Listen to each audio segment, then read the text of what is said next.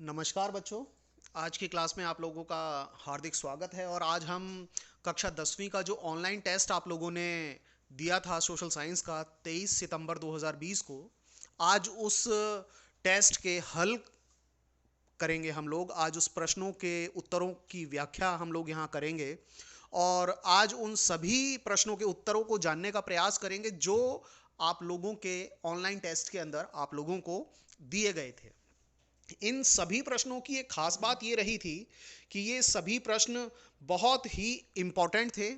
इनमें से कोई ना कोई प्रश्न ऐसा जरूर होगा जो आप लोगों से आपकी मुख्य परीक्षा में पूछा जाएगा। और क्योंकि आपकी मुख्य परीक्षा में 20 सवाल एक एक नंबर के आते हैं, तो उस हिसाब से मुझे ऐसा लगता है कि शायद आपके इन 10 प्रश्नों में से कोई ना कोई एक प्रश्न आपके फाइनल परीक्षा में, आपकी मुख्य परीक्षा में, सीबीएसई की परीक्षा में आप लोगों से जरूर पूछा जा सकता है। इसलिए इस टेस्ट के सभी प्रश्नों के उत्तरों पर एक बार एक एक करके चर्चा करते हैं। देखिए, सबसे पहला प्रश्न ये कहता है, फ्रांसीसी क्रांति किस वर्ष हुई थी? तो देखें, फ्रांसीसी क्रांति किस वर्ष हुई थी। इसमें चार ऑप्शन आप लोगों को दिए हैं।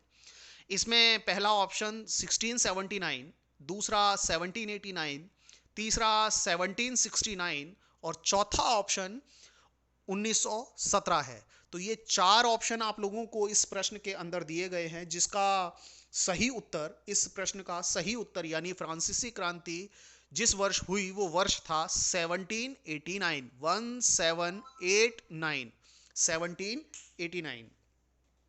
तो अब हम चलते हैं दूसरे प्रश्न के ऊपर।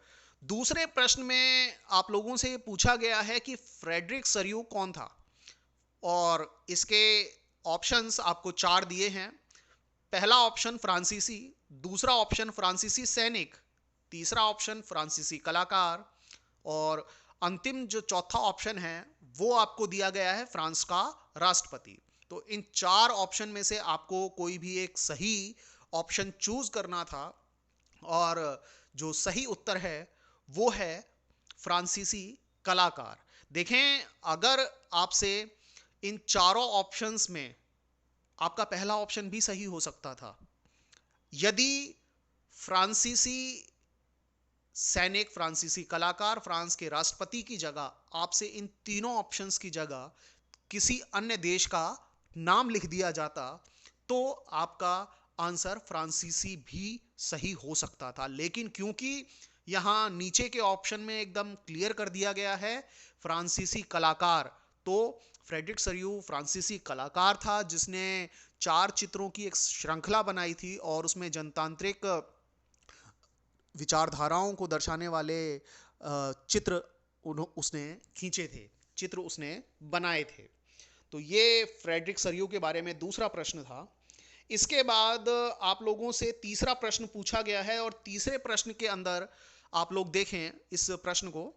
तीसरा प्रश्न ये कहता है कि वियना संधि किस वर्ष हुई थी, और आपको इसमें भी चार ऑप्शन दिए हुए हैं, 1845, 1789, 1881 और 1815। तो आपसे जब इन चार ऑप्शंस में पूछा गया है तो इसका सही उत्तर 1815 है, 1815 है। वियना संधि 1815 में हुई थी। अब चलते हैं अगले प्रश्न की ओर, जो प्रश्न बहुत ही महत्वपूर्ण है और कई बार पिछले एग्ज़ाम में भी देखा गया है कि जब आपके मिड टर्म एग्ज़ाम होते हैं या सीबीएसई का फाइनल कोई एग्ज़ाम आता है 10th क्लास का सामाजिक विज्ञान का, तब ये क्वेश्चन अक्सर हमने देखा है कि आपके प्रश्न पत्र के अंदर आता है। तो उस हिसाब से ये प्रश्न बहुत ही ज़्यादा महत्वपूर्ण है। प्रश्न ये है, जब फ्रांस छींकता है तो पूरे यूरोप को सर्दी लग जाती है। मैं दोबारा से ये स्टेटमेंट रीड कर रहा हूं और ध्यान से सुनिएगा। स्टेटमेंट क्या है?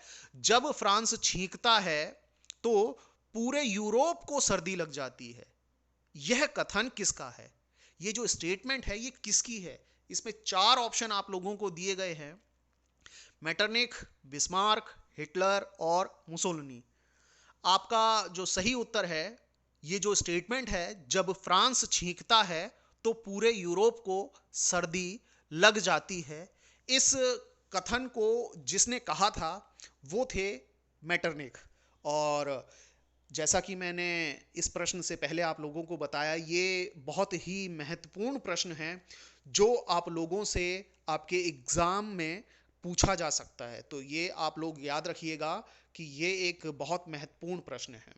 चलें, अब हम अगले प्रश्न नंबर 5 पर चलते हैं। यंग इटली किसके द्वारा बनाया गया था? और इसमें आपको 4 ऑप्शन मिले हैं: ज्यूसेppe मैत्सनी, गैरी कर्स्टन, बिस्मार्क और सरयू। देखें, इसका सही उत्तर है ज्यूसेppe मैत्सनी। और ज्यूसेppe मैत्सनी ने यंग इटली और यंग यूरोप नाम के 2 गुप्त संगठन बनाए थे। तो आपसे दोनों ही संगठनों का नाम पूछा जा सकता है। आपको दोनों ही संगठनों के नाम याद रखने हैं। और जब आपको ये पाठ पढ़ाया गया था यूरोप में राष्ट्रवाद, उस समय इतिहास के इस पाठ को पढ़ाते हुए आप लोगों को विस्तृत रूप से ये बताया गया था, विस्तृत रूप से ये चर्चा की गई थी कि मैत्सनी ने 2 गुप्त संगठन, यंग इटली और यंग यूरोप, ये दोनों ही संगठन ज्यूसेppe मैत्सनी ने बनाए थे। चलें, अगले प्रश्न पर चलते हैं। प्रश्न नंबर 6, फ्रांसीसी क्रांति का नारा था। फ्रांसीसी क्रांति में एक नारा बहुत प्रचलित हुआ और आप लोगों से अक्सर एक प्रश्न पूछा जा सकता है। कई बार देखा गया है, कक्षा 9 में भी एक प्रश्न आप लोगों से चर्चा हुई थी कि फ्रांसीसी क्रांति ने पूरे विश्व को क्या देन दी।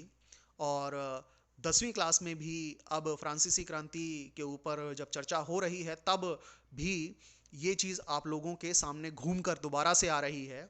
और फ्रांसीसी क्रांति ने विश्व को जो देन दी, वही उसका नारा थी। फ्रांसीसी क्रांति जी ने जिस नारे पर काम किया वो था समानता, स्वतंत्रता और बंधुत्व। ये तीनों ही बातें फ्रांसीसी क्रांति के नारे के रूप में थीं। और फ्रांसीसी क्रांति ने पूरी दुनिया के सामने समानता, स्वतंत्रता और बंधुत्व जैसे सिद्धांतों को रखा। और ये फ्रांसीसी क्रांति की बहुत बड़ी देन थी। इसके बाद से दुनिया के ज़्यादातर देशों ने समानता, स्वतंत्रता और बंधुत्व जैसे तत्वों को अपने संविधानों में समाहित किया है। और भारत, जिस देश में हम लोग रहते हैं, उस देश के संविधान ने भी, भारत के संविधान ने भी समानता, स्वतंत्रता और बंधुत्व के सिद्धांतों को अपनाया हुआ है।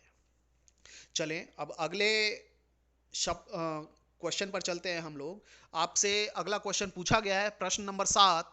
प्रश्न नंबर 7 ये कहता है, निरंकुशता शब्द से आप क्या समझते हैं? इसमें 4 ऑप्शन आप लोगों को दिए गए हैं। पहला ऑप्शन कहता है लोकतांत्रिक तरीके से चलने वाला शासन। यानी निरंकुशता क्या लोकतांत्रिक तरीके से चलने वाला शासन है? नहीं, ये ऑप्शन इसका गलत है। दूसरा ऑप्शन इसका कहता है संसद द्वारा चलाया जाने वाला शासन। जो संसद द्वारा चलाया जाने वाला शासन होता है वो भी निरंकुश शासन नहीं होता है, वो संसदीय शासन कहलाता है। इसके बाद तीसरा ऑप्शन आप लोगों के सामने है और उसमें ये लिखा हुआ है मनमाना एवं अत्याचारी शासन। ये एकदम सही उत्तर है इसका। और निरंकुशता शब्द जो है वो एक ऐसे शासन की तरफ इशारा करता है जो मनमाना हो, जो अत्याचार से संबंधित हो। निरंकुशता में एक शासक अपनी मर्जी से शासन चलाता है और उसमें शासक के द्वारा कही गई बातें ही कानून के तौर पर होती हैं, चाहे वो सही हो या गलत हो। जनता को, प्रजा को वो बातें माननी पड़ती हैं, चाहे वो सही हो या गलत हो। तो इन चारों ही ऑप्शंस में आपका जो तीसरा ऑप्शन है, निरंकुशता शब्द, मनमाना एवं अत्याचारी शासन, ये सबसे ज्यादा सटीक बैठता है इन चारों ऑप्शंस के अंदर। अब 8वें प्रश्न पर चलते हैं। 8वां प्रश्न बहुत आसान है, फैक्चुअल था। ये इस चैप्टर के अंदर बहुत आसान चीज है कि फ्रांस में उदारवादियों की क्रांति किस वर्ष हुई, तो किस वर्ष हुई थी। इसमें चार ऑप्शन आप लोगों को दिए हैं, 1768, 1889, 1769 और अंतिम जो ऑप्शन आप लोगों को दिया हुआ है 1848। तो देखें, फ्रांस में उदारवादियों की जो क्रांति थी वो क्रांति 1848 में हुई थी। और जैसा कि मैं पहले भी बता चुका हूँ कि जब ये चैप्टर आप लोगों को कराया गया था, यूरोप में राष्ट्रवाद का उदय, इतिहास 10वीं क्लास सामाजिक विज्ञान, तब मैंने आप लोगों को बताया था कि उदारवाद शब्द के ऊपर भी आप लोगों से कोई एक छोटा प्रश्न पूछा जा सकता है। तो आप लोग ध्यान रखिए, उदारवाद क्या है, उदारवादी कौन थे, उदारवादियों की क्या क्या नीतियां थीं, उन चीज़ों को भी आप लोगों ने ध्यान रखना है। अब अगले प्रश्न पर चलते हैं हम लोग, प्रश्न नंबर 9। प्रश्न नंबर 9 ये कहता है, नेपोलियन संहिता को किस वर्ष लागू किया गया था।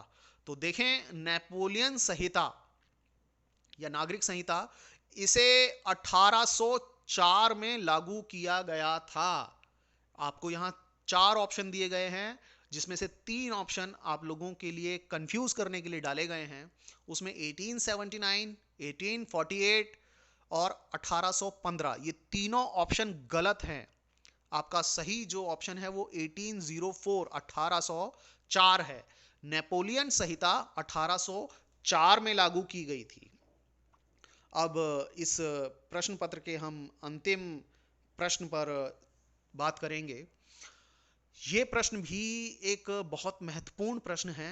अगर हम मैटरनिखी जो स्टेटमेंट वाला क्वेश्चन है, मैटरनिखी स्टेटमेंट वाला एक प्रश्न मैंने आप लोगों को बताया था, प्रश्न नंबर 4, जब फ्रांस छींकता है तो पूरे यूरोप को सर्दी लग जाती है, ये बहुत ही इंपॉर्टेंट प्रश्न था इस चैप्टर का, ये आपको याद रखना है। इसके अलावा इस चैप्टर से जो सबसे ज़्यादा इंपॉर्टेंट और प्रश्न है वो है प्रश्न नंबर 10। डैश ने जर्मनी के एकीकरण के लिए रक्त तथा लौह की नीति अपनाई। तो इसमें चार आपको ऑप्शंस दिए गए हैं, जिसमें से तीन ऑप्शन सिर्फ और सिर्फ आपको कंफ्यूज करने के लिए दिए गए हैं। और जो कंफ्यूज करने वाले ऑप्शन हैं वो हैं जेल्वेराइन, गैरिबाल्डी और जुसेपे मैत्सिनी। ये तीनों ऑप्शन आपको कंफ्यूज करने के लिए दिए गए हैं। इन तीनों ही ऑप्शंस का इस प्रश्न के उत्तर से कोई लेना देना नहीं है, यानी ये तीनों ऑप्शन गलत हैं। जो सही उत्तर है वो है फ्रेडरिक सरयू। फ्रेडरिक सरयू ने ही जर्मनी के एकीकरण के लिए रक्त तथा लौह की नीति को अपनाया था। ये प्रश्न भी एक बहुत ही महत्वपूर्ण प्रश्न है और अक्सर एग्जाम के अंदर, अक्सर सीबीएसई के एग्जाम में या आपके मिड टर्म एग्जाम में या आपके किसी पीरियोडिक टेस्ट के अंदर ये प्रश्न अक्सर पूछा जाता है। क्यों? क्योंकि ये एक बहुत ही महत्वपूर्ण प्रश्न है इस चैप्टर का।